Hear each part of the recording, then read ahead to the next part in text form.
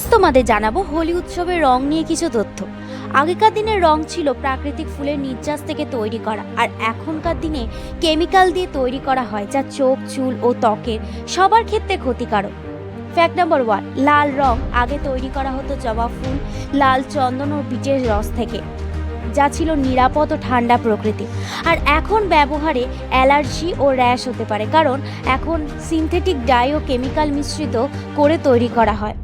Fact number 2, হলুদ রং তৈরি করা হয় গাছের হলুদ এবং বেসন মিশিয়ে, যাতে অ্যান্টিবায়োটিক গুণ থাকতো, ত্বকে দিলে উজ্জ্বল হতো।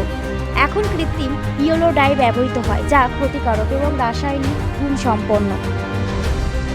ফ্যাক্ট নাম্বার 3, সবুজ রং আগে নিম পাতা, পালং শাক ও অন্যান্য শুকনো পাতা গুঁড়ো করে তৈরি করা হতো, যা ত্বকের জন্য উপকারী এবং প্রাকৃতিক সুগন্ধযুক্ত। আর এখন কেমিক্যাল পাউডার ও তরল রং মিশিয়ে তৈরি করা হয়, যা চোখে দিলে চোখ জ্বালা করে।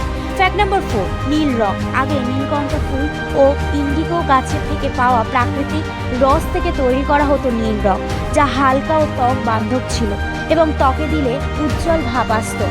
এখন উজ্জ্বল নীল কেমিক্যাল মিশিয়ে তৈরি করা হয় নীল রং, যা চোখ ও চুলের জন্য ক্ষতিকারক। ফ্যাক্ট নাম্বার 5, গোলাপি ও বেগুনি রং আগে বিট ও গোলাপের পাপড়ি শুকিয়ে তৈরি করা হতো, যা ছিল সুগন্ধযুক্ত ও নিরাপদ। গোলাপ ত্বকের জন্য খুবই উপকারী। এখন সিনথেটিক রঙের সঙ্গে ভারী ধাতু অর্থাৎ সীসা মিশিয়ে তৈরি করা হয়, যা ত্বকে দিলে জ্বালা এবং ত্বকের মধ্যে র্যাশ বেরিয়ে যায়।